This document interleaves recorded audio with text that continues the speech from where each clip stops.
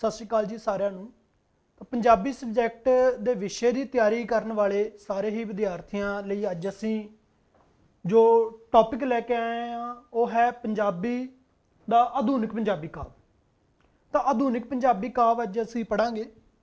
ਤਾਂ ਜਿਵੇਂ ਕਿ ਆਪਾਂ ਆਧੁਨਿਕ ਪੰਜਾਬੀ ਕਾਵਿ ਦੀ ਗੱਲ ਕਰਾਂਗੇ ਤਾਂ ਆਧੁਨਿਕ ਪੰਜਾਬੀ ਕਾਵਿ ਜੋ ਸੀ ਉਸ ਦੇ ਮੋਢੀ ਜੋ ਸਨ ਉਹ ਸਨ ਭਾਈ ਵੀਰ ਸਿੰਘ, ਹੈ ਨਾ।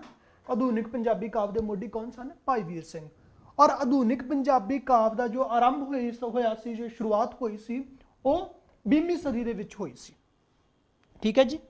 आधुनिक पंजाबी काव्य की जो शुरुआत हुई सी वो हुई सी 20वीं सदी दे विच। ठीक है जी। और मोढी कौन सन? भाई वीर सिंह। आधुनिक आधुनिक पंजाबी जो काव्य की गल करिए तो उसकी जो उसकी आपां वंड करिए तो उसनूं तीन भागों के विच आपां वंड सकते हैं। पहला पड़ाव, दूसरा पड़ाव और तीसरा पड़ाव। हालांकि कई बुक्स दे विच चौथा पड़ाव भी दिता है, चलो वो बाद की गल है, आपां देखांगे क्योंकि अलग अलग बुक्स दे विच अलग अलग तरीके नाल इसनूं वंडिया गया है। तो अज असीं पहला जो पड़ाव है उसके जो कवि हैं उन्हां दे नाम जाणांगे और उसका जो सब तो इंपॉर्टेंट कवि है जिसनूं आधुनिक पंजाबी काव्य का मोढी कहा गया है, भाई वीर सिंह। तो उस बारे आप जाणांगे, उसके जो काव्य संग्रह है, उसदियां जो रचनावां ने उन्हां बारे असीं अज पढ़ांगे। ठीक है जी। हाँ,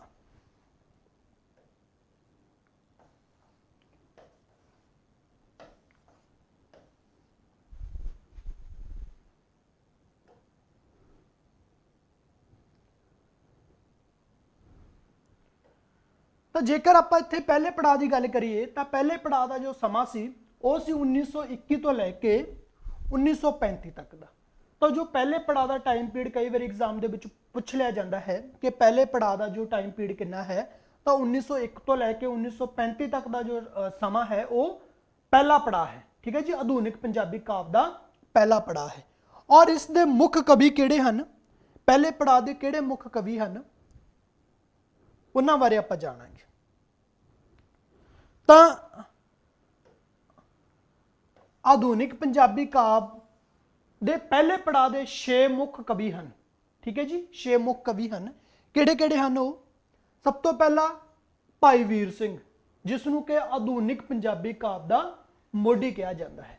दूसरे कवि जो हैं लाला धनी राम चातरिक जिसनों धरती का कवि भी कहा जाता है क्योंकि उसदियां जो कवितावां ने वो धरती नाल संबंधित ने, जिमें किसानी ते, है ना, फसलों ते, मेलियां ते, है ना। तो इस तरह के उन्हां दे विषय रहे हैं। तीसरे जो कवि हैं प्रोफैसर पूरन सिंह। ठीक है जी। और उस तो बाद जो आउंदे ने डॉक्टर मोहन सिंह और डॉक्टर दीवान सिंह काले पानी, है ना जी। पानी वगदे रहन के वगदे सौंदे ने, इस तरह की कवितावां उन्होंने रचियां। और 6वें कवि हैं लाला किरपा सागर। तो सब तो पहला तो आपको ये याद रखना जरूरी है कि जो आधुनिक पंजाबी काव्य दे पहले पड़ाव के कवि किहड़े किहड़े हैं?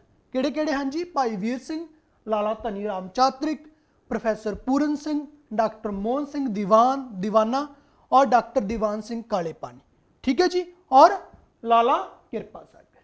तो अज असी जो पहले कवि हैं भाई वीर सिंह उन्हां दीयां रचनावां ते उन्हां दे जीवन बारे असी जानांगे।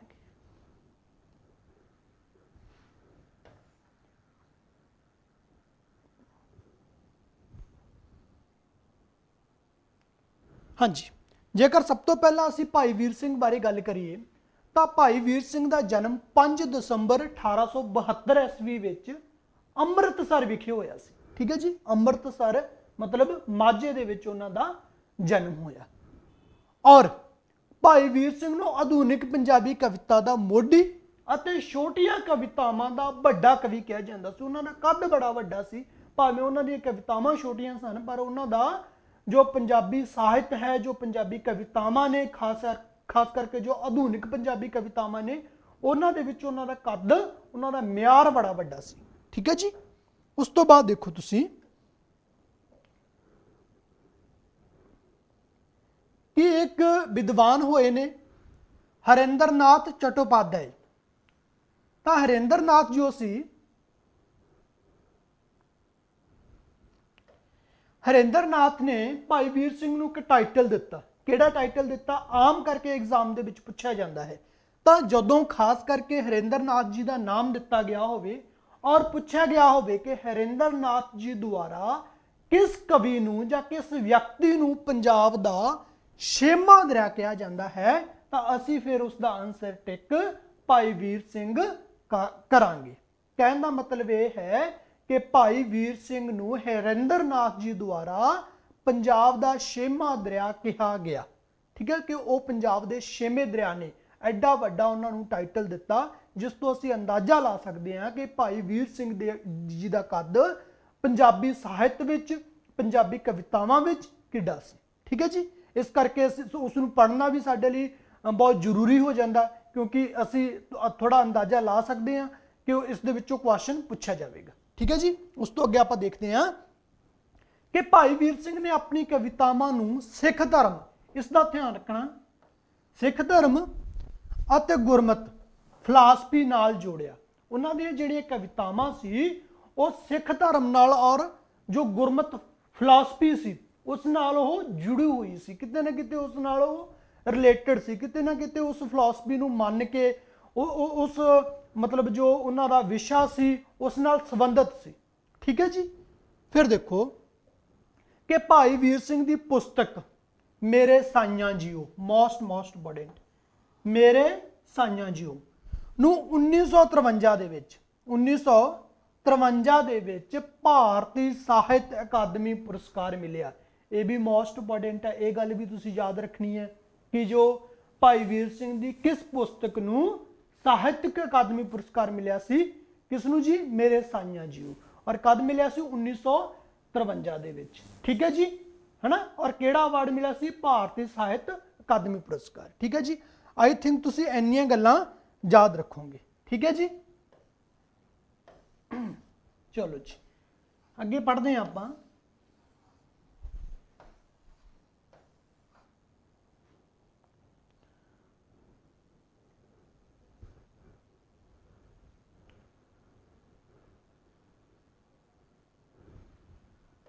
ਨੈਕਸਟ ਦੇਖੋ ਜੀ ਕਿ ਭਾਈ ਵੀਰ ਸਿੰਘ ਨੂੰ 1956 ਈਸਵੀ ਵਿੱਚ ਪਦਮ ਭੂਸ਼ਣ ਅਵਾਰਡ ਵੀ ਮਿਲਿਆ ਹੈ ਨਾ। ਠੀਕ ਹੈ ਜੀ, ਇਹ ਅਵਾਰਡ ਯਾਦ ਰੱਖਣਾ ਹੈ ਨਾ, ਪਦਮ ਭੂਸ਼ਣ ਅਵਾਰਡ ਜੋ ਕਿ ਰਾਸ਼ਟਰਪਤੀ ਦੁਆਰਾ ਦਿੱਤਾ ਜਾਂਦਾ ਹੈ, ਉਹ ਅਵਾਰਡ ਵੀ ਉਹਨਾਂ ਨੂੰ ਸਾਹਿਤ ਦੇ ਖੇਤਰ ਵਿੱਚ ਮਿਲਿਆ। ਉਸ ਤੋਂ ਇਲਾਵਾ ਆਪਾਂ ਗੱਲ ਕਰਦੇ ਹਾਂ ਕਿ ਭਾਈ ਵੀਰ ਸਿੰਘ ਦੀ ਕਾਵਿ ਸ਼ੈਲੀ, ਜਿਹੜੇ ਉਹਨਾਂ ਦਾ ਕਵਿਤਾ ਲਿਖਣ ਦਾ ਸਟਾਈਲ ਸੀ, ਉਹ ਇੱਕ ਇੰਗਲਿਸ਼ ਇੱਕ ਜਿਹੜਾ ਪੋਇਟ ਹੋਇਆ ਵੁੱਡਵਰਥ ਨਾਲ ਮਿਲਦੀ ਜੁਲਦੀ ਸੀ ਨਾ, ਵੁੱਡਵਰਥ ਨਾਲ ਮਿਲਦੀ ਜੁਲਦੀ ਸੀ। ਠੀਕ ਹੈ ਜੀ, ਤਾਂ ਤੁਸੀਂ ਇਹ ਵੁੱਡਵਰਥ ਦਾ ਨਾਮ ਯਾਦ ਰੱਖਣਾ ਹੈ। ਇਸ ਤਰ੍ਹਾਂ ਦਾ ਕੁਐਸਚਨ ਵੀ ਤੁਹਾਨੂੰ ਐਗਜ਼ਾਮ ਦੇ ਵਿੱਚ ਪੁੱਛਿਆ ਜਾ ਸਕਦਾ ਹੈ ਕਿ ਜੋ ਭਾਈ ਵੀਰ ਸਿੰਘ ਜੀ ਸੀ, ਉਹਨਾਂ ਦੀ ਜਿਹੜੀ ਸ਼ੈਲੀ ਸੀ, ਕਵਿਤਾ ਲਿਖਣ ਦਾ ਜਿਹੜਾ ਸਟਾਈਲ ਸੀ, ਉਹ ਕਿਸ ਨਾਲ ਮਿਲਦਾ ਸੀ? ਤਾਂ ਵੁੱਡਵਰਥ ਨਾਲ ਮਿਲਦਾ ਸੀ। ਠੀਕ ਹੈ ਜੀ, ਔਰ ਉਹਨਾਂ ਨੂੰ ਅਰਸ਼ਾਂ ਦਾ ਕਵੀ ਕਿਹਾ ਜਾਂਦਾ ਸੀ। ਠੀਕ ਹੈ ਜੀ, ਅਰਸ਼ਾਂ ਦਾ ਕਵੀ। ਭਾਈ ਵੀਰ ਸਿੰਘ ਨੂੰ ਇੱਕ ਹੋਰ ਟਾਈਟਲ ਕੀ ਮਿਲਿਆ ਕਿ ਉਹਨਾਂ ਨੂੰ ਅਰਸ਼ਾਂ ਦਾ ਕਵੀ ਕਿਹਾ ਜਾਂਦਾ ਸੀ। ਯਾਦ ਰੱਖੋ, ਮੈਂ ਇਹ ਵੀ ਦੱਸਿਆ ਸੀ ਕਿ ਧਨੀ ਰਾਮ ਚਾਤ੍ਰਿਕ ਨੂੰ ਧਰਤੀ ਦਾ ਕਵੀ ਕਿਹਾ ਜਾਂਦਾ ਸੀ। ਧਨੀ ਰਾਮ ਚਾਤ੍ਰਿਕ ਜੋ ਸੀ ਉਹਨੂੰ ਧਰਤੀ ਦਾ ਕਵੀ ਕਿਹਾ ਜਾਂਦਾ ਸੀ, ਔਰ ਭਾਈ ਵੀਰ ਸਿੰਘ ਨੂੰ ਅਰਸ਼ਾਂ ਦਾ ਕਵੀ ਕਿਹਾ ਜਾਂਦਾ ਸੀ। ਇਸ ਤੋਂ ਇਲਾਵਾ ਉਸ ਨੂੰ ਕਿਸ ਨਾਮ ਨਾਲ ਜਾਣਿਆ ਜਾਂਦਾ ਸੀ? ਵੁੱਡਵਰਥ ਦੀ ਸ਼ੈਲੀ ਮਿਲਦੀ ਸੀ ਉਸਦੀ, ਹਨਾ, ਕਵਿਤਾ ਲਿਖਣ ਦੀ, ਔਰ ਉਸ ਨੂੰ ਪੰਜਾਬ ਦਾ ਛੇਵਾਂ ਦਰਿਆ ਵੀ ਕਿਹਾ ਜਾਂਦਾ ਸੀ। ਕਿਸ ਨੇ ਕਿਹਾ ਸੀ? ਹਰਿੰਦਰ ਨਾਥ ਨੇ ਕਿਹਾ ਸੀ। ਠੀਕ ਹੈ ਜੀ, ਉਸ ਤੋਂ ਇਲਾਵਾ ਦੇਖੋ ਕਿ ਭਾਈ ਸਾਹਿਬ ਦਾ ਦੇਹਾਂਤ 10 ਜੂਨ 1957 ਨੂੰ ਹੋ ਗਿਆ ਸੀ। ਠੀਕ ਹੈ ਜੀ, 1872 ਦੇ ਵਿੱਚ ਉਹਨਾਂ ਦਾ ਜਨਮ ਹੋਇਆ ਔਰ 1957 ਈਸਵੀ ਦੇ ਵਿੱਚ ਉਹਨਾਂ ਦਾ ਕੀ ਹੋ ਗਿਆ? ਦੇਹਾਂਤ ਹੋ ਗਿਆ, ਅਰਥਾਤ ਆਜ਼ਾਦੀ ਤੋਂ 10 ਸਾਲ ਬਾਅਦ ਉਹਨਾਂ ਦਾ ਦੇਹਾਂਤ ਹੋ ਗਿਆ ਸੀ। ਠੀਕ ਹੈ ਜੀ, ਇੰਨੀਆਂ ਗੱਲਾਂ ਤੁਸੀਂ ਯਾਦ ਰੱਖੋਗੇ ਤਾਂ ਇਹ ਉਹਨਾਂ ਦੇ ਜੀਵਨ ਨਾਲ ਸੰਬੰਧਿਤ ਗੱਲਾਂ ਸੀ। ਇਹ ਸਾਰੀਆਂ ਗੱਲਾਂ ਤੁਹਾਨੂੰ ਯਾਦ ਰੱਖਣੀਆਂ ਚਾਹੀਦੀਆਂ ਨੇ। ਠੀਕ ਹੈ ਜੀ, ਆਈ ਥਿੰਕ ਤੁਸੀਂ ਯਾਦ ਰੱਖੋਗੇ ਵੀ। ਠੀਕ ਹੈ ਜੀ, ਅੱਗੇ ਚੱਲੀਏ। ਅੱਗੇ ਹੁਣ ਅਸੀਂ ਉਹਨਾਂ ਦੀਆਂ ਰਚਨਾਵਾਂ ਪੜਾਂਗੇ। ਅੱਗੇ ਅਸੀਂ ਆਪਾਂ ਉਹਨਾਂ ਦੀਆਂ ਪੁਸਤਕਾਂ ਪੜਾਂਗੇ, ਉਹਨਾਂ ਦੀਆਂ ਪੁਸਤਕਾਂ ਪੜ੍ਹਨੀਆਂ ਔਰ ਆਪਾਂ ਕੀ ਪੜ੍ਹਨਾ? ਉਹਨਾਂ ਦੇ ਜਿਹੜੇ ਕਾਵਿ ਸੰਗ੍ਰਹਿ ਹੈ, ਜਿੱਥੋਂ ਕਿ ਕੁਐਸਚਨ ਹਰ ਹਾਲ ਦੇ ਵਿੱਚ ਬਣਦਾ ਹੈ। ਠੀਕ ਹੈ ਜੀ, ਤਾਂ ਸਭ ਤੋਂ ਪਹਿਲਾਂ ਜਿਹੜੀ ਉਹਨਾਂ ਦੀ ਰਚਨਾ ਸੀ ਉਹ ਸੀ ਨਨਾਣ ਭਰਜਾਈ। ਨਨਾਣ ਭਰਜਾਈ ਜੋ ਹੈ ਇਹ 1900 ਈਸਵੀ ਦੇ ਵਿੱਚ ਜਿਹੜੀ ਪ੍ਰਕਾਸ਼ਿਤ ਹੋਈ ਸੀ। ਠੀਕ ਹੈ ਜੀ, ਸਭ ਤੋਂ ਪਹਿਲਾਂ ਉਹਨਾਂ ਦੀ ਉਹਨਾਂ ਦਾ ਜਿਹੜਾ ਸੰਗ੍ਰਹਿ ਸੀ ਨਨਾਣ ਭਰਜਾਈ 1900 ਈਸਵੀ ਦੇ ਵਿੱਚ ਉਹ ਜਿਹੜੀ ਪ੍ਰਕਾਸ਼ਿਤ ਹੋਈ ਸੀ। ਔਰ ਇਸ ਦਾ ਵਿਸ਼ਾ ਕੀ ਸੀਗਾ? ਦੇਖੋ ਆਮ ਤੌਰ ਤੇ ਇਸ ਤਰ੍ਹਾਂ ਦੇ ਕੁਐਸਚਨ ਵੀ ਪੁੱਛੇ ਜਾਂਦੇ ਨੇ ਕਿ ਇਸ ਜੋ ਕਾਵਿ ਸੰਗ੍ਰਹਿ ਦਾ ਕੀ ਵਿਸ਼ਾ ਸੀ, ਇਸ ਪੁਸਤਕ ਦਾ ਕੀ ਵਿਸ਼ਾ ਸੀ। ਸਭ ਤੋਂ ਪਹਿਲੀ ਉਹਨਾਂ ਦੀ ਜਿਹੜੀ ਪੁਸਤਕ ਸੀ ਉਹ ਕੀ ਸੀ? ਕਾਵਿ ਸੰਗ੍ਰਹਿ ਜੋ ਸੀ ਕੀ ਸੀਗਾ? ਨਨਾਣ ਭਰਜਾਈ 1900 ਈਸਵੀ ਦੇ ਵਿੱਚ ਉਹ ਕੀ ਹੋਈ ਸੀਗੀ? ਉਹ ਪ੍ਰਕਾਸ਼ਿਤ ਹੋਈ ਸੀ। ਔਰ ਵਿਸ਼ਾ ਉਹਦਾ ਕੀ ਸੀ? ਸਮਾਜ ਸੁਧਾਰ, ਹਨਾ। ਸਮਾਜ ਸੁਧਾਰ ਦੇ ਉੱਤੇ ਇੱਕ ਸੋਸ਼ਲ ਉਹਨਾਂ ਦਾ ਮੁੱਦਾ ਸੀਗਾ, ਹਨਾ। ਸੋਸ਼ਲ ਰਿਫਾਰਮ ਦੇ ਉੱਤੇ ਉਹਨਾਂ ਨੇ ਕੀ ਕੀਤਾ ਸੀਗਾ? ਇਹ ਲਿਖੀ ਸੀ, ਵਿਸ਼ਾ ਸੀ ਉਹਦਾ, ਠੀਕ ਹੈ ਜੀ। ਫਿਰ ਉਸ ਤੋਂ ਬਾਅਦ ਦੇਖੋ ਦੂਸਰੀ ਮੋਸਟ ਇੰਪੋਰਟੈਂਟ ਰਾਣਾ ਸੂਰਤ ਸਿੰਘ। ਰਾਣਾ ਸੂਰਤ ਸਿੰਘ ਇਹ ਵੀ ਮੋਸਟ ਇੰਪੋਰਟੈਂਟ ਹੈ ਜੀ। ਰਾਣਾ ਸੂਰਤ ਸਿੰਘ ਮਹਾਕਾਵ 1905 ਈਸਵੀ ਦੇ ਵਿੱਚ ਇਹ ਕੀ ਹੋਇਆ ਸੀਗਾ? ਉਹਨਾਂ ਨੇ ਪ੍ਰਕਾਸ਼ਿਤ ਹੋਇਆ 1905 ਈਸਵੀ ਦੇ ਵਿੱਚ ਪ੍ਰਕਾਸ਼ਿਤ ਹੋਇਆ। ਔਰ ਕੀ ਸੀਗਾ ਰਾਣਾ ਸੂਰਤ ਸਿੰਘ? ਇੱਕ ਮਤਲਬ ਉਹਨਾਂ ਨੇ ਮਹਾਕਾਵ ਲਿਖਿਆ ਸੀਗਾ। ਇਸ ਦਾ ਵਿਸ਼ਾ ਕੀ ਸੀਗਾ? ਕਿ ਰਾਣਾ ਸੂਰਤ ਸਿੰਘ ਜੋ ਸੀ ਉਹਨਾਂ ਦੀ ਮੌਤ ਹੋ ਜਾਂਦੀ ਹੈ ਔਰ ਉਹਨਾਂ ਦੀ ਜੋ ਪਤਨੀ ਰਹਿੰਦੀ ਹੈ ਰਾਣੀ ਰਾਜ ਕੌਰ। ਫਿਰ ਤੁਹਾਨੂੰ ਪਤਾ ਹੀ ਹੈ ਕਿ ਪਤੀ ਤੋਂ ਬਾਅਦ ਜਿਹੜੀ ਪਤਨੀ ਹੈ ਉਸ ਦੇ ਵਿਯੋਗ ਦੇ ਵਿੱਚ ਤੜਫਦੀ ਹੈ। ਤਾਂ ਉਹ ਜੋ ਤੜਫ ਸੀਗੀ ਉਸ ਨੂੰ ਹੀ ਉਹਨਾਂ ਨੇ ਵਿਸ਼ਾ ਬਣਾਇਆ ਆਪਣੀ ਕਵਿਤਾ ਸ਼ੈਲੀ ਦਾ, ਠੀਕ ਹੈ ਜੀ। ਔਰ ਉਸ ਤੋਂ ਬਾਅਦ ਉਹਨਾਂ ਨੇ ਅੰਤ ਕਿਵੇਂ ਕੀਤਾ ਉਸ ਦਾ? ਦੇਖੋ ਪਹਿਲਾਂ ਉਹਨੇ ਪੂਰੀ ਕਹਾਣੀ ਲਿਖੀ ਉਸ ਦੇ ਵਿੱਚ, ਕਿਉਂਕਿ ਮਹਾਕਾਵ ਇੱਕ ਵੱਡੀ ਰਚਨਾ ਹੈ। ਉਸਨੇ ਸਭ ਤੋਂ ਪਹਿਲਾਂ ਦੱਸਿਆ ਕਿ ਇੱਕ ਰਾਣਾ ਸੂਰਤ ਸਿੰਘ ਸੀ, ਉਹਨਾਂ ਦੀ ਪਤਨੀ ਰਾਜ ਕੌਰ ਸੀ, ਹਨਾ, ਉਹਨਾਂ ਦਾ ਪਿਆਰ ਸੀ। ਔਰ ਜਿਹੜਾ ਰਾਜਾ ਰਾਣਾ ਸਿੰਘ ਸੀ ਉਸ ਦੀ ਮੌਤ ਰਾਜਾ ਸੂਰਤ ਸਿੰਘ ਸੀ, ਉਸ ਦੀ ਮੌਤ ਹੋ ਜਾਂਦੀ ਹੈ। ਔਰ ਉਸ ਤੋਂ ਬਾਅਦ ਜਿਹੜੀ ਉਹਦੀ ਪਤਨੀ ਹੈ ਰਾਣੀ ਰਾਜ ਕੌਰ ਉਹ ਕੀ ਕਰਦੀ ਹੈ? ਉਸ ਦੇ ਵਿਯੋਗ ਦੇ ਵਿੱਚ ਤੜਫਦੀ ਹੈ। ਔਰ ਅੰਤ ਕਿਵੇਂ ਹੁੰਦਾ ਹੈ ਉਸਦਾ? ਅੰਤ ਉਸਦਾ ਗੁਰਬਾਣੀ ਨਾਲ ਜੋੜ ਦਿੱਤਾ ਜਾਂਦਾ ਹੈ ਕਿ ਉਹਦੀ ਜਿਹੜੀ ਤੜਫ ਹੈ ਉਹ ਕੀ ਗੁਰਬਾਣੀ ਨਾਲ ਜੋੜ ਦਿੱਤਾ ਜਾਂਦਾ ਹੈ ਕਿ ਗੁਰਬਾਣੀ ਨਾਲ ਜੁੜ ਕੇ ਉਹਦੀ ਜਿਹੜੀ ਤੜਫ ਹੈ, ਉਹਦੀ ਜਿਹੜੀ ਪੀੜਾ ਹੈ ਉਹ ਘਟ ਜਾਂਦੀ ਹੈ, ਮਾਨਸਿਕ ਉਸ ਨੂੰ ਸ਼ਾਂਤੀ ਮਿਲ ਜਾਂਦੀ ਹੈ, ਠੀਕ ਹੈ ਜੀ। ਇਹ ਉਸ ਦਾ ਵਿਸ਼ਾ ਹੈ। ਤਾਂ ਆਈ ਥਿੰਕ ਤੁਸੀਂ ਸਮਝ ਗਏ ਹੋਵੋਗੇ ਕਿ ਰਾਣਾ ਸੂਰਤ ਸਿੰਘ ਕੀ ਹੈ? ਇੱਕ ਮਹਾਕਾਵ ਹੈ, ਠੀਕ ਹੈ ਜੀ। ਇਸ ਦੇ ਵਿੱਚ ਰਾਣਾ ਸੂਰਤ ਸਿੰਘ ਤੋਂ ਬਾਅਦ ਉਹਦੀ ਜਿਹੜੀ ਪਤਨੀ ਹੈ ਰਾਜ ਕੌਰ, ਉਸ ਦੀ ਤੜਫ ਔਰ ਇਨ ਦਾ ਐਂਡ ਦੇ ਵਿੱਚ ਗੁਰਬਾਣੀ ਨਾਲ ਜੋੜ ਕੇ ਉਸ ਦਾ ਜਿਹੜਾ ਤੜਫ ਆ, ਉਹਦਾ ਜਿਹੜਾ ਦਰਦ ਆ ਉਹ ਘੱਟ ਕਰਨ ਦੀ ਉਹਦੇ ਵਿੱਚ ਵਿਆਖਿਆ ਕੀਤੀ ਗਈ ਹੈ, ਠੀਕ ਹੈ ਜੀ। ਇੱਕ ਚੀਜ਼ ਇਸ ਦੇ ਵਿੱਚ ਹੋਰ ਤੁਸੀਂ ਯਾਦ ਰੱਖਣੀ ਹੈ, ਦੱਸਦਾ ਤੁਹਾਨੂੰ ਮੈਂ।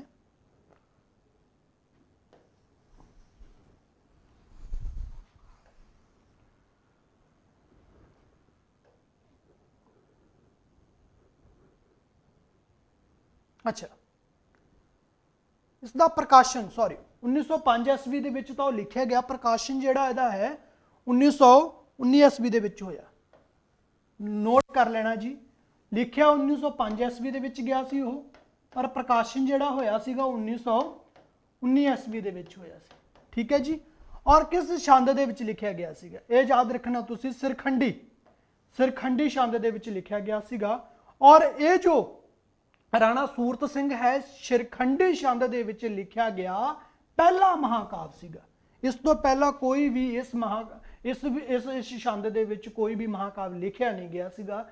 ਤਾਂ ਇਹ ਸਾਰੀਆਂ ਗੱਲਾਂ ਕਰਕੇ ਕੀ ਹੋ ਜਾਂਦਾ, ਇੰਪੋਰਟੈਂਟ ਹੋ ਜਾਂਦਾ, ਤੁਹਾਨੂੰ ਪੁੱਛ ਲਿਆ ਜਾਂਦਾ ਹੈ ਕਿ ਰਾਣਾ ਸੂਰਤ ਸਿੰਘ ਦੇ ਵਿੱਚ ਕਿਹੜਾ ਛੰਦ ਵਰਤਿਆ ਗਿਆ ਸੀ, ਹਨਾ, ਜਾਂ ਫਿਰ ਸਿਰਖੰਡੀ ਛੰਦ ਦੇ ਵਿੱਚ ਲਿਖਿਆ ਗਿਆ ਪਹਿਲਾ ਮਹਾਕਾਵ ਕਿਹੜਾ ਸੀਗਾ, ਠੀਕ ਹੈ ਜੀ। ਇਸ ਤਰ੍ਹਾਂ ਦੀਆਂ ਗੱਲਾਂ ਤੁਹਾਨੂੰ ਪੁੱਛ ਲਿੱਤੀਆਂ ਜਾਂਦੀਆਂ। ਉਹਨਾਂ ਦਾ ਵਿਸ਼ਾ ਕੀ ਸੀਗਾ ਇਹ ਵੀ ਪੁੱਛ ਲਿਆ ਜਾਂਦਾ, ਕਿਉਂਕਿ ਤੁਸੀਂ ਇੱਕ ਕੰਪੀਟੀਟਿਵ ਐਗਜ਼ਾਮ ਦੀ ਤਿਆਰੀ ਕਰਨ ਜਾ ਰਹੇ ਹੋ ਤੇ ਤੁਹਾਨੂੰ ਇੰਨੀਆਂ ਚੀਜ਼ਾਂ ਪਤਾ ਹੋਣੀਆਂ ਚਾਹੀਦੀਆਂ, ਕਿਉਂਕਿ ਜਿੰਨੀਆਂ ਚੀਜ਼ਾਂ ਤੁਹਾਨੂੰ ਜ਼ਿਆਦਾ ਪਤਾ ਹੋਣੀਆਂ ਉਹਨਾਂ ਤੁਸੀਂ ਕਿਤੇ ਨਾ ਕਿਤੇ ਰੇਸ ਦੇ ਵਿੱਚ ਅੱਗੇ ਚਲੇ ਜਾਓਗੇ, ਠੀਕ ਹੈ ਜੀ। ਇਸ ਤੋਂ ਇਲਾਵਾ ਇਹਨੂੰ 35 ਸਰਗਾਂ ਦੇ ਵਿੱਚ ਵੰਡਿਆ ਗਿਆ ਸੀਗਾ, ਠੀਕ ਹੈ ਜੀ। ਇਹ ਵੀ ਯਾਦ ਰੱਖਣਾ ਤੁਸੀਂ, ਠੀਕ ਹੈ ਜੀ।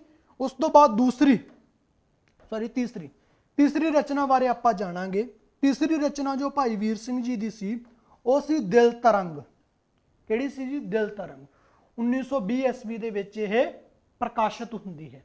ਦਿਲ ਤਰੰਗ ਕਦੋਂ ਹੋਈ ਸੀ? 1920 ਈਸਵੀ ਦੇ ਵਿੱਚ ਪ੍ਰਕਾਸ਼ਿਤ ਹੋਈ ਸੀ। ਇਸ ਦੀ ਖਾਸੀਅਤ ਕੀ ਹੈ ਕਿ ਨਿੱਕੀਆਂ ਕਵਿਤਾਵਾਂ ਦਾ ਸਭ ਤੋਂ ਪਹਿਲਾ ਸੰਗ੍ਰਹਿ ਸੀ। ਸਮਝ ਲੱਗ ਗਈ? ਸਭ ਤੋਂ ਪਹਿਲਾਂ ਵੈਸੇ ਰਚਨਾ ਪੁੱਛੀ ਜਾਵੇ ਤੁਹਾਨੂੰ ਤਾਂ ਤੁਸੀਂ ਕੀ ਨਨਾਣ ਭਰਜਾਈ ਦੀ ਗੱਲ ਕਰਨੀ ਹੈ, ਠੀਕ ਹੈ ਜੀ। 1900 ਈਸਵੀ ਦੇ ਵਿੱਚ ਉਹ ਲਿਖੀ ਗਈ। ਉਹਦਾ ਜਿਹੜਾ ਵਿਸ਼ਾ ਸੀ ਉਹ ਸਮਾਜ ਸੁਧਾਰ ਸੀ। ਫਿਰ 1905 ਦੇ ਵਿੱਚ ਲਿਖਿਆ ਗਿਆ ਕਿ Rana Surat Singh.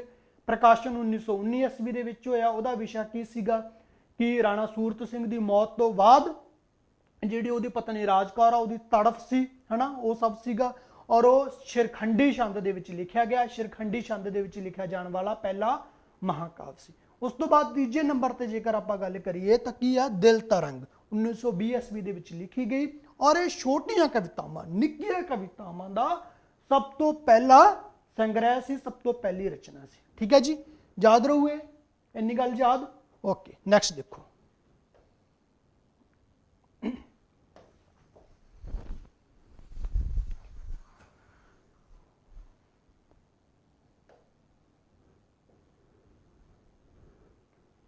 Next most important, ਲਹਿਰਾਂ ਦੇ ਹਾਰ 1921। ਲਹਿਰਾਂ ਦੇ ਹਾਰ ਕਦ ਪ੍ਰਕਾਸ਼ਨ ਇਹਦਾ ਹੋਇਆ ਜੀ? 1921 ਈਸਵੀ ਦੇ ਵਿੱਚ ਹੋਇਆ। ਇਸ ਦੇ ਵਿੱਚ ਕੀ ਸੀ? ਬਹੁਤ ਸਾਰੀਆਂ ਕਵਿਤਾਵਾਂ ਸੀ, ਬਹੁਤ ਸਾਰੀਆਂ ਕਵਿਤਾਵਾਂ ਸੀ, ਜਿਵੇਂ ਕਿ ਦਿਲ ਤਰੰਗ। ਦਿਲ ਤਰੰਗ ਦੀ ਆਪਾਂ ਗੱਲ ਪਹਿਲਾਂ ਹੀ ਕਰ ਚੁੱਕੇ ਹਾਂ ਕਿ ਦਿਲ ਤਰੰਗ ਦੀਆਂ ਕਵਿਤਾਵਾਂ ਇਸ ਦੇ ਵਿੱਚ ਸੀ। ਲਹਿਰਾਂ ਦੇ ਹਾਰ ਹੈ ਨਾ, ਜਿਵੇਂ ਆਪਾਂ ਕੋਈ ਬੁੱਕ ਪ੍ਰਕਾਸ਼ਿਤ ਕਰਦੇ ਹਾਂ ਤਾਂ ਉਹਦੇ ਵਿੱਚ ਬਹੁਤ ਸਾਰੀਆਂ ਆਪਾਂ ਕਵਿਤਾਵਾਂ ਲੈ ਲੈਂਦੇ ਹਾਂ। ਤਾਂ ਦਿਲ ਤਰੰਗ ਦੀਆਂ ਕਵਿਤਾਵਾਂ, ਇਸ ਤੋਂ ਇਲਾਵਾ ਤਰੇਲ ਤੁਪਕੇ ਮੋਸਟ ਇੰਪੋਰਟੈਂਟ ਹੈ ਜੀ, ਤਰੇਲ ਤੁਪਕੇ। ਠੀਕ ਹੈ ਜੀ, ਦੀਆਂ 57 ਰੁਬਾਈਆਂ। ਠੀਕ ਹੈ ਜੀ, 57 ਰੁਬਾਈਆਂ। ਠੀਕ ਹੈ ਜੀ, ਰੁਬਾਈਆਂ ਕੀ ਹੁੰਦੀਆਂ ਨੇ ਹਨਾ? ਠੀਕ ਹੈ ਜੀ, ਇਹ ਵੀ ਇੱਕ ਸਾਹਿਤ ਦਾ ਰੂਪ ਹੁੰਦੀਆਂ ਨੇ, ਜਿਵੇਂ ਗਜ਼ਲਾਂ ਹੁੰਦੇ ਨੇ ਗੀਤ ਹੁੰਦੇ ਨੇ। ਠੀਕ ਹੈ ਜੀ, ਤਾਂ ਉਸ ਤਰ੍ਹਾਂ ਰੁਬਾਈਆਂ ਵੀ ਇੱਕ ਸਾਹਿਤ ਦਾ ਰੂਪ ਹਨ। ਠੀਕ ਹੈ ਜੀ, ਇੱਕ ਜਿਵੇਂ ਬਹੁਤ ਫੇਮਸ ਆ ਜਿਹੜਾ ਟਾਹਣੀ ਨਾਲੋਂ ਤੋੜਨਾ ਸਾਨੂੰ ਅਸਾਂ ਹੱਟ ਮਹਿਕ ਦੀ ਲਾਈ ਹੈ ਨਾ। ਠੀਕ ਹੈ ਜੀ, ਉਹ ਫੁੱਲ ਬਾਰੇ ਲਿਖਦੇ ਨੇ ਨਾ ਭਾਈ ਵੀਰ ਸਿੰਘ ਜੀ, ਉਹ ਵੀ ਕੀ ਹੈ? ਇੱਕ ਰੁਬਾਈ ਹੈ ਨਾ। ਤਾਂ 57 ਰੁਬਾਈਆਂ ਤੋਂ ਕੀ ਸੀ? ਇੱਕ ਤਾਂ ਇਹਦੇ ਵਿੱਚ ਦਿਲ ਤਰੰਗ ਦੀਆਂ ਕੁਝ ਕਵਿਤਾਵਾਂ ਸੀ। ਇਸ ਤੋਂ ਇਲਾਵਾ ਤਰੇਲ ਤੁਪਕਾ ਵੀ ਇੱਕ ਕਾਵਿ ਸੰਗ੍ਰਹਿ ਹੈ, ਇਸ ਦੀਆਂ 57 ਰੁਬਾਈਆਂ। ਔਰ ਇਸ ਤੋਂ ਇਲਾਵਾ ਕੀ ਸੀ? ਜੀਵਨ ਕੀ ਹੈ, ਇਹ ਵੀ ਭਾਈ ਵੀਰ ਸਿੰਘ ਦੀ ਰਚਨਾ। ਜੀਵਨ ਕੀ ਹੈ, ਬੁਲਬੁਲ ਤੇ ਰਾਹੀ, ਇਹ ਵੀ ਉਹਨਾਂ ਦੀ ਇੱਕ ਜਿਹੜੀ ਕਵਿਤਾ ਹੈ। ਪੁਸ਼ਪਾਵਤ ਤੇ ਚੰਦਰਾਵਤੀ, ਇਹ ਵੀ ਉਹਨਾਂ ਦਾ ਇੱਕ ਕਵਿਤਾ ਹੈ ਨਾ। ਬਿਸਮਿਲ ਮੋਰ, ਇਹ ਵੀ ਉਹਨਾਂ ਦੀ ਇੱਕ ਕਵਿਤਾ। ਫੁੰਡਿਆ ਤੋਤਾ, ਇਹ ਵੀ ਉਹਨਾਂ ਦੀ ਇੱਕ ਕਵਿਤਾ। ਇਹ ਸਾਰੀਆਂ ਕਵਿਤਾਵਾਂ ਦਾ ਸੰਗ੍ਰਹਿ ਹੈ। ਤੁਹਾਨੂੰ ਪ੍ਰਸ਼ਨ ਇਹ ਆ ਸਕਦਾ ਹੈ ਕਿ ਲਹਿਰਾਂ ਦੇ ਹਾਰ ਵਿੱਚ ਨਿਮਨਲਿਖਤ ਦੇ ਵਿੱਚੋਂ ਕਿਹੜੀਆਂ ਜਿਹੜੀਆਂ ਕਵਿਤਾਵਾਂ ਸ਼ਾਮਲ ਹਨ ਜਾਂ ਕਿਹੜੀ ਕਵਿਤਾ ਸ਼ਾਮਲ ਨਹੀਂ ਹੈ। ਤਾਂ ਤੁਸੀਂ ਇਸ ਨੂੰ ਬੜੇ ਧਿਆਨ ਨਾਲ ਯਾਦ ਕਰਨਾ ਕਿ ਇੱਕ ਤਾਂ ਦਿਲ ਤਰੰਗ ਦੀਆਂ ਕਵਿਤਾਵਾਂ ਉਸ ਦੇ ਵਿੱਚ ਸ਼ਾਮਲ ਨੇ, ਤਰੇਲ ਤੁਪਕਾ ਦੀਆਂ 57 ਰੁਬਾਈਆਂ ਸ਼ਾਮਲ ਨੇ, ਜੀਵਨ ਕੀ ਹੈ, ਬੁਲਬੁਲ ਤੇ ਰਾਹੀ, ਪੁਸ਼ਪਾਵਤ ਤੇ ਚੰਦਰਾਵਤੀ, ਬਿਸਮਿਲ ਮੋਰ ਤੇ ਫੁੰਡਿਆ ਤੋਤਾ। ਇਹ ਸਾਰੀਆਂ ਕਵਿਤਾਵਾਂ ਕਿਸ ਦੇ ਵਿੱਚ ਨੇ ਜੀ? ਲਹਿਰਾਂ ਦੇ ਹਾਰ ਵਿੱਚ ਨੇ। ਕਲੀਅਰ ਜੀ? ਨੈਕਸਟ ਦੇਖੋ।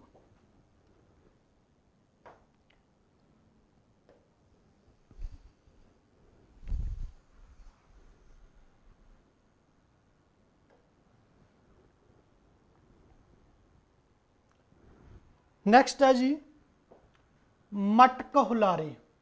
ਮਟਕ ਹੁਲਾਰੇ, ਠੀਕ ਹੈ ਜੀ। ਮਟਕ ਹੁਲਾਰੇ ਜਿਹੜੀ ਹੈ 1922 ਈਸਵੀ ਦੇ ਵਿੱਚ ਇਹ ਜਿਹੜੀ ਹੈਗੀ ਆ ਪ੍ਰਕਾਸ਼ਿਤ ਹੁੰਦੀ ਹੈ। ਔਰ ਇਸ ਦੇ ਵਿੱਚ ਕੀ ਹੈ? ਵਿਸ਼ਾ ਕੀ ਹੈ? ਕਸ਼ਮੀਰ ਦੀ ਸੁੰਦਰਤਾ ਦਾ ਵਰਣਨ ਕੀਤਾ ਗਿਆ ਹੈ। ਕੀ ਹੈ ਜੀ? ਵਿਸ਼ਾ ਕੀ ਹੈ? ਤੁਹਾਨੂੰ ਪ੍ਰਸ਼ਨ ਇਹ ਆ ਸਕਦਾ ਹੈ ਕਿ ਮਟਕ ਹੁਲਾਰੇ ਕਿਸ ਦੀ ਕਵਿਤਾ, ਕਦ ਉਸ ਦਾ ਪ੍ਰਕਾਸ਼ਨ ਹੋਇਆ ਔਰ ਉਸ ਦਾ ਵਿਸ਼ਾ ਕੀ ਹੈ। ਠੀਕ ਹੈ ਜੀ, ਤਾਂ ਇਸ ਦਾ ਵਿਸ਼ਾ ਕੀ ਹੈ? ਕਸ਼ਮੀਰ ਦੀ ਸੁੰਦਰਤਾ ਬਾਰੇ ਲਿਖਦਾ ਕਵੀ। ਠੀਕ ਹੈ ਜੀ, ਔਰ ਇਸ ਨੂੰ ਛੋਟੀਆਂ ਕਵਿਤਾਵਾਂ ਹੈ ਨਾ, ਕਿਉਂਕਿ ਜੋ ਭਾਈ ਵੀਰ ਸਿੰਘ ਦੀਆਂ ਦੋ ਤਰ੍ਹਾਂ ਦੀਆਂ ਕਵਿਤਾਵਾਂ ਸੀ, ਉਹਨਾਂ ਦੀਆਂ ਛੋਟੀਆਂ ਕਵਿਤਾਵਾਂ ਤੇ ਵੱਡੀਆਂ ਕਵਿਤਾਵਾਂ ਜਾਂ ਲੰਬੀਆਂ ਕਵਿਤਾਵਾਂ ਵੀ ਆਪਾਂ ਉਹਨਾਂ ਨੂੰ ਬੋਲ ਸਕਦੇ ਹਾਂ। ਤਾਂ ਇਸ ਦੇ ਵਿੱਚ ਦੋਨੋਂ ਤਰ੍ਹਾਂ ਦੀਆਂ ਕਵਿਤਾਵਾਂ ਸੀ। ਮਟਕ ਹੁਲਾਰੇ ਵਿੱਚ ਦੋਨੋਂ ਤਰ੍ਹਾਂ ਦੀਆਂ ਹੀ ਕਵਿਤਾਵਾਂ ਸੀ। ਠੀਕ ਹੈ ਜੀ, ਤੁਸੀਂ ਥੋੜਾ ਜਿਹਾ ਐਵੇਂ ਯਾਦ ਰੱਖ ਸਕਦੇ ਹੋ ਕਿ ਬਈ ਜਦ ਕਸ਼ਮੀਰ ਦੇ ਵਿੱਚ ਜਾਂਦੇ ਆ, ਥੋੜਾ ਹਿਲੀ ਏਰੀਆ ਕਰਕੇ ਆਪਾਂ ਕੀ ਕਰਦੇ ਹਾਂ, ਮਟਕ ਕੇ ਹੁਲਾਰੇ ਲੈ ਕੇ ਤੁਰਦੇ ਆ। ਯਾਦ ਰਹਿ ਜੂਗਾ ਹੈ ਨਾ ਜੀ। ਤਾਂ ਆਪਾਂ ਨੂੰ ਇੱਥੋਂ ਥੋੜਾ ਜਿਹਾ ਆਪਾਂ ਗੈਸ ਕਰ ਲਾਂਗੇ, ਆਪਾਂ ਨੂੰ ਯਾਦ ਰਹਿ ਜੂਗਾ ਉੱਥੇ ਮਟਕ ਹੁਲਾਰੇ ਹੈ ਨਾ। ਕਸ਼ਮੀਰ ਦੇ ਵਿੱਚ ਜਾਵਾਂਗੇ ਤਾਂ ਮਟਕ ਹੁਲਾਰੇ ਆਉਣਗੇ ਤੇ ਕਸ਼ਮੀਰ ਦੀ ਸੁੰਦਰਤਾ ਦਾ ਵਰਣਨ ਕੀਤਾ ਭਾਈ ਵੀਰ ਸਿੰਘ ਨੇ। ਔਰ ਦੋਨੋਂ ਤਰ੍ਹਾਂ ਦੀਆਂ ਕਵਿਤਾਵਾਂ ਉਹਦੇ ਵਿੱਚ ਹਨ। ਠੀਕ ਹੈ ਜੀ, ਛੋਟੀਆਂ ਕਵਿਤਾਵਾਂ ਵੀ ਹਨ ਔਰ ਲੰਮੀਆਂ ਕਵਿਤਾਵਾਂ ਵੀ ਹਨ। ਠੀਕ ਹੈ ਜੀ, ਤਾਂ ਛੋਟੀਆਂ ਕਵਿਤਾਵਾਂ ਨੂੰ 3 ਭਾਗਾਂ ਦੇ ਵਿੱਚ ਵੰਡਿਆ ਹੋਇਆ। ਕਿਹੜੇ ਹੈ ਜੀ? ਰਸ ਰੰਗ ਛੂ, ਪੱਥਰ ਕੰਬਣੀਆਂ ਤੇ ਕਸ਼ਮੀਰੀ ਨਜ਼ਾਰੇ, ਕਸ਼ਮੀਰ ਨਜ਼ਾਰੇ। ਠੀਕ ਹੈ ਜੀ, ਇਹ 3 ਤਰ੍ਹਾਂ ਦੀਆਂ ਜਿਹੜੀਆਂ ਨੇ ਉਹ ਇਹ ਛੋਟੀਆਂ ਕਵਿਤਾਵਾਂ ਨੇ। ਠੀਕ ਹੈ ਜੀ, ਫਿਰ ਉਸ ਤੋਂ ਬਾਅਦ ਦੇਖੋ ਤੁਸੀਂ ਕਿ 4 ਲੰਮੀਆਂ ਕਵਿਤਾਵਾਂ, ਇਸ ਦੇ ਵਿੱਚ ਕਿੰਨੀਆਂ ਕਵਿਤਾਵਾਂ ਨੇ? 4 ਲੰਮੀਆਂ ਕਵਿਤਾਵਾਂ ਨੇ। ਠੀਕ ਹੈ ਜੀ, 4 ਲੰਮੀਆਂ ਕਵਿਤਾਵਾਂ ਕਿਹੜੀਆਂ ਕਿਹੜੀਆਂ ਨੇ ਜੀ?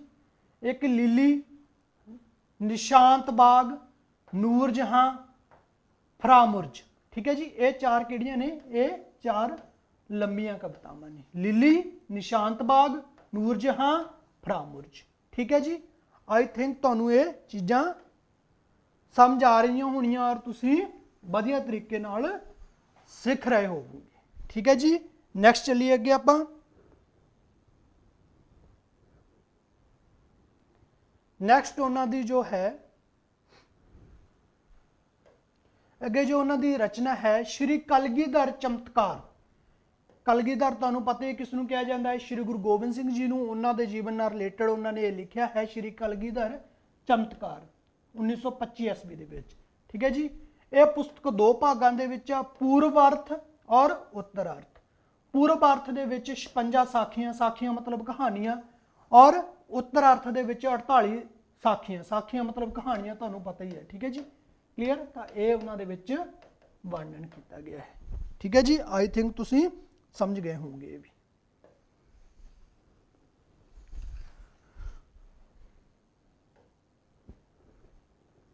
ਨੈਕਸਟ ਦੇਖੋ ਜੀ, ਬਿਜਲੀ ਦੇ ਹਾਰ। ਬਿਜਲੀ ਦੇ ਹਾਰ ਵੀ ਉਹਨਾਂ ਦਾ ਕੀ ਆ?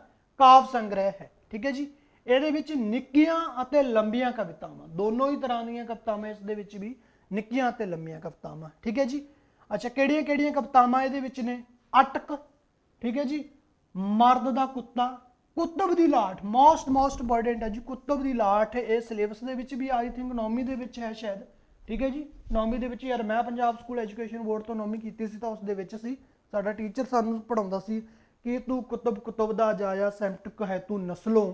ਠੀਕ ਹੈ, ਇਸ ਤਰ੍ਹਾਂ ਦੀ ਹੈ ਕੁਤਬ ਦੀ ਲਾਟ, ਮੋਸਟ ਇੰਪੋਰਟੈਂਟ ਹੈ, ਤੁਹਾਨੂੰ ਆ ਸਕਦੀ ਹੈ ਨਾ।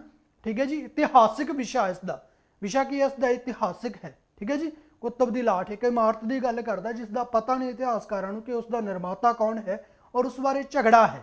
ਠੀਕ ਹੈ ਜੀ, ਤਾਂ ਕੁਤਬ ਦੀ ਲਾਟ ਤੁਸੀਂ ਪੜ੍ਹ ਵੀ ਸਕਦੇ ਹੋ ਕਵਿਤਾ। ਠੀਕ ਹੈ ਜੀ, ਇਤਿਹਾਸਿਕ ਕਵਿਤਾ ਹੈ, ਮੋਸਟ ਇੰਪੋਰਟੈਂਟ ਹੈ ਕੁਤਬ ਦੀ ਲਾਟ। ਠੀਕ ਹੈ ਜੀ, ਬੇਲਾ ਭੁਆਨੀ ਤੇ ਗੰਗਾ ਰਾਮ ਇਸ ਦੇ ਵਿੱਚ ਨੇ। ਠੀਕ ਹੈ ਜੀ, ਕਲੀਅਰ? ਨੈਕਸਟ ਦੇਖੋ, ਨੈਕਸਟ ਉਹਨਾਂ ਦਾ ਜੋ ਕਾਵ ਸੰਗ੍ਰਹਿ ਹੈ ਉਹ ਹੈ ਸ਼੍ਰੀ ਗੁਰੂ ਨਾਨਕ ਚਮਤਕਾਰ। ਸ਼੍ਰੀ ਗੁਰੂ ਨਾਨਕ ਚਮਤਕਾਰ 1928 ਈਸਵੀ ਦੇ ਵਿੱਚ। ਇਸ ਦੇ ਵਿੱਚ ਕੁੱਲ 12 ਅਧਿਆਏ ਨੇ। ਕਿੰਨੇ ਅਧਿਆਏ ਨੇ ਜੀ? 12 ਅਧਿਆਏ। ਇਹ ਤੁਸੀਂ ਯਾਦ ਰੱਖ ਲੈਣਾ।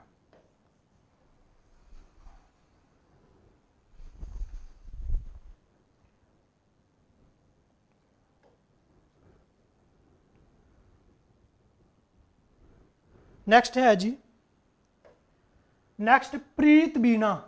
ਪ੍ਰੀਤ ਬੀਣਾ 1929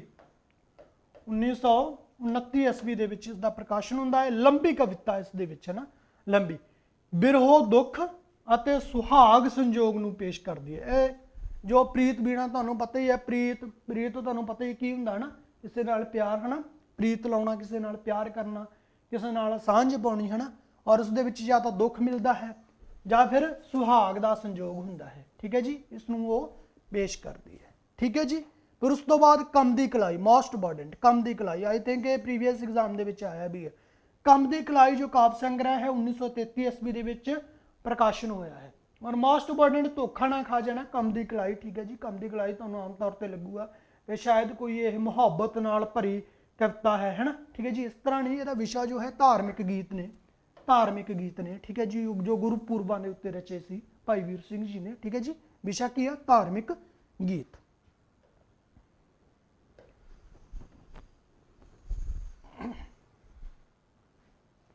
ਨੈਕਸਟ ਦੇਖੋ,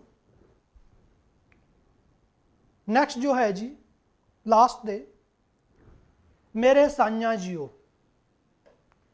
ਮੈਂ ਤੁਹਾਨੂੰ ਦੱਸਿਆ ਸੀ ਮੇਰੇ ਸਾਈਆਂ ਜੀਓ ਨੂੰ ਜੋ ਸਾਹਿਤਕ ਅਕਾਦਮੀ ਪੁਰਸਕਾਰ ਮਿਲਿਆ ਹੈ, ਔਰ ਤੁਹਾਨੂੰ ਪਤਾ ਹੀ ਹੈ ਸਾਹਿਤਕ ਅਕਾਦਮੀ ਪੁਰਸਕਾਰ ਜੋ ਹੈ ਉਹ ਸਰਵ ਸ੍ਰੇਸ਼ਟ, ਸਭ ਤੋਂ ਉੱਤਮ ਰਚਨਾ ਨੂੰ ਮਿਲਦਾ ਹੈ ਨਾ। ਠੀਕ ਹੈ ਜੀ, ਤਾਂ ਆਪਾਂ ਇਹ ਗੈਸ ਕਰ ਸਕਦੇ ਹਾਂ ਕਿ ਭਾਈ ਵੀਰ ਸਿੰਘ ਦੀ ਜੋ ਸਭ ਤੋਂ ਵਧੀਆ ਜੋ ਕਾਵ ਸੰਗ੍ਰਹਿ ਸੀ, ਸਭ ਤੋਂ ਵਧੀਆ ਜੋ ਰਚਨਾ ਸੀ ਉਹ ਕੀ ਸੀ? ਮੇਰੇ ਸਾਈਆਂ ਜੀਓ ਹੈ ਨਾ। 1953 ਦੇ ਵਿੱਚ ਲਗਭਗ ਉਹਨਾਂ ਨੇ ਆਪਦੀ ਜੋ ਆਪਣੇ ਜੀਵਨ ਦੇ ਅੰਤ ਦੇ ਵਿੱਚ ਇਹ ਜਿਹੜੀ ਆਪਣੀ ਰਚਨਾ ਕੀਤੀ ਸੀ ਹੈ ਨਾ। ਆਪਣੇ ਜੀਵਨ ਦਾ ਪੂਰਾ ਅਨੁਭਵ ਉਹਨਾਂ ਨੇ ਇਸ ਦੇ ਵਿੱਚ ਝੋਕ ਦਿੱਤਾ ਸੀ ਹੈ ਨਾ। ਸਭ ਤੋਂ ਤਾਂ ਹੀ ਤਾਂ ਸਭ ਤੋਂ ਵਧੀਆ ਰਚਨਾ ਬਣੀ ਔਰ ਇਸੇ ਲਈ ਤਾਂ ਉਸ ਨੂੰ ਸਾਹਿਤ ਅਕਾਦਮੀ ਪੁਰਸਕਾਰ ਮਿਲਿਆ ਹੈ ਨਾ।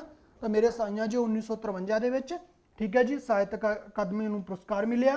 ਠੀਕ ਹੈ ਜੀ, ਇਹਦੇ ਵਿੱਚ 72 ਕਵਿਤਾਵਾਂ ਨੇ, 11 ਰੁਬਾਈਆਂ ਨੇ ਔਰ 9 ਛੰਦਬੰਦ ਕਵਿਤਾਵਾਂ। ਠੀਕ ਹੈ ਜੀ, 9 ਛੰਦਬੰਦ ਕਵਿਤਾਵਾਂ ਨੇ।